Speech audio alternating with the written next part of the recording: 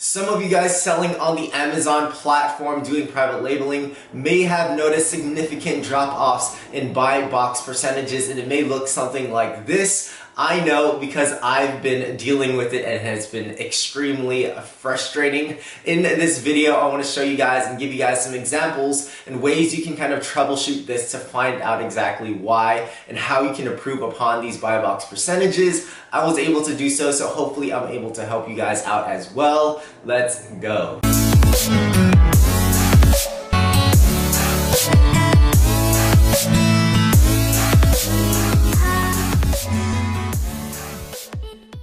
What is up, guys, and welcome back to the Prestige Amazon FBA YouTube family. If you guys are new to the channel, welcome. My name is Andy. I've been selling on the Amazon platform for a few years now, so I currently put out Amazon FBA content twice a week on my YouTube channel on this channel, so definitely consider subscribing if you're interested in anything Amazon FBA. And also, if you guys have an Instagram, I also post daily content there as well. You can find that down below in the description. Or you can go on Instagram, type in @theofficialandylam, and you should find me on there as well. And if you guys are interested in a free Facebook group that's super active, posting daily, the group is growing every single day. Definitely go check that out. Link in the description as well. But you can find that on Facebook by searching Prestige Amazon FBA Mastermind. Again, super valuable. And if you guys are interested in a cheat sheet, if you guys are just starting out, super useful. Feel free to grab that down below as well, and you can also find that in the Facebook group. And if you guys are interested in chatting with me for 30 minutes, if you guys are interested in asking me questions for 30 minutes, hopping on a call with me, definitely stay till the end of this video in finding out how you can be entered into winning that.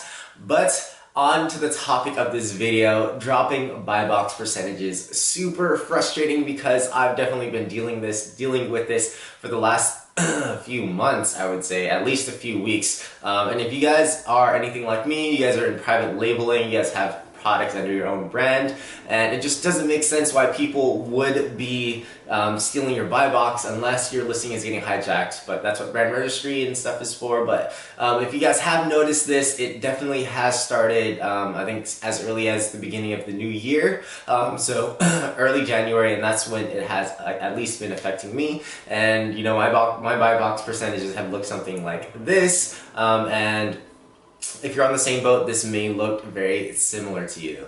Now, naturally, as a private label seller and a business owner, I wanted to try to troubleshoot this as much as possible. And there was different reasons why I historically found my buy box percentage to be dropping. And this typically for the reason that I just mentioned, because of hijackers. So people trying to sell your exact product on your listing, use your listing to be able to do so. So usually you'll go to your listing, you'll see these items are available from these other sellers. And as private label sellers, typically you don't usually authorize other people to be able to sell your products. So this is where brand registry kind of comes into play and is super useful. So you can just kind of complain to Amazon, submit an infringement claim, and kind of knock those people off, and then usually get your buy box back. But with me, and possibly with you guys, I personally checked all of my listings in the US platform, and you know, nobody was selling my product because I had hijackers in the past. And I think Amazon put up that wall kind of to, you know, let people know that not a lot of people, or that they were not allowed to sell my product,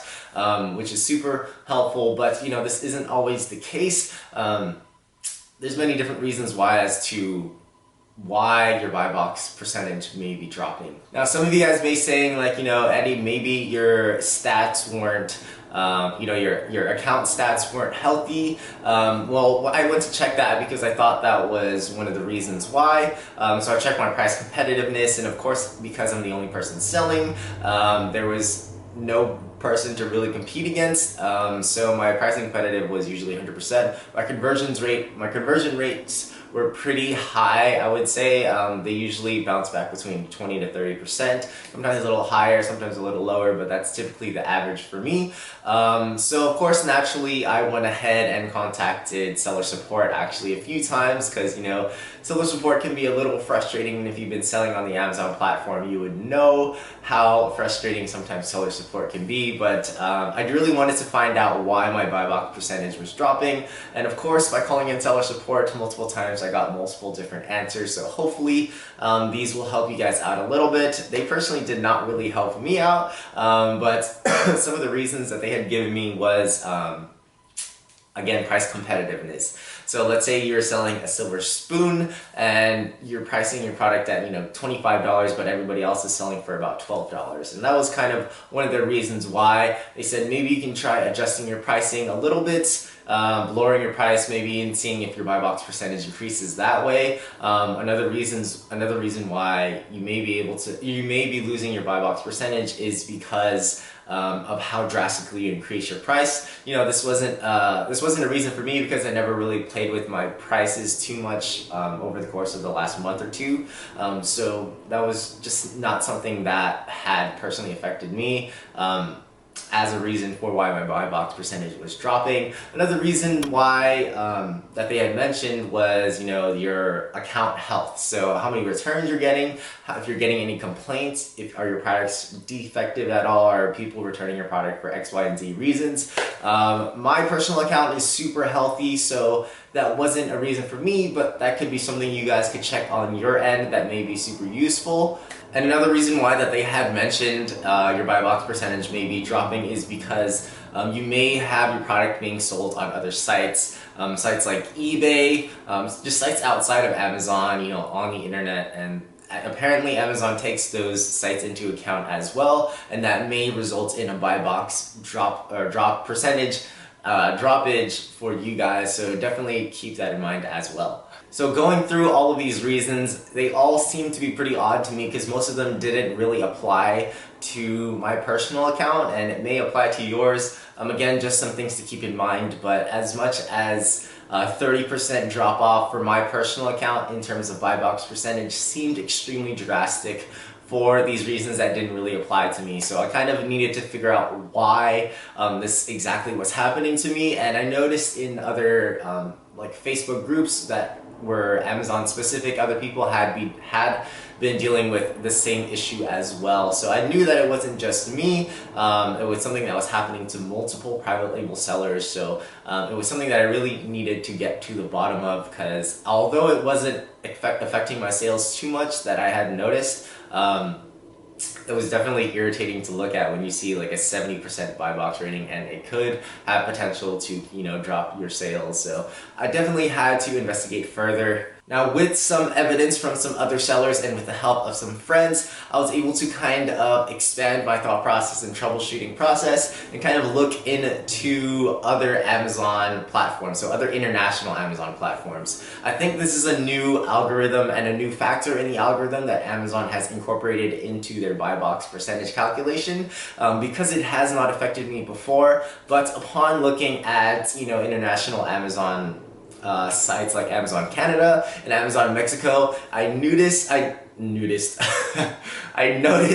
that other people were selling almost all of my products and all of my ASINs on these other platforms. Now, I personally have yet to expand to these other international platforms, but I plan to do so very soon within this year. But I personally have not done so with these specific products. So it was extremely odd to me that a lot of these guys were selling my products on these other platforms. And this is what I believe to be a huge reason for the buy box percent drop off. And it was odd because a lot of these guys were selling my products for a lot more expensive than I was selling in the US market, and that's likely because they were probably just drop shipping my product. So they were buying my product in the US, having it either shipped over somehow to where they were and then shipped to the customer, because most of these guys were a fulfillment merchant as well. So longer shipping times, just not FBA. So this is also, and this was the main reason for my resulting in the buy box percentage drop off. And you begin to see this as soon as you contact and you reach out to Amazon seller support about this and you submit that infringement claim, which is why you guys need to get brand registered. As soon as you guys find like a profitable niche or a profitable product, I highly recommend you guys trademark your brand or trademark something so that you guys can go through brand registry and get these hijackers removed.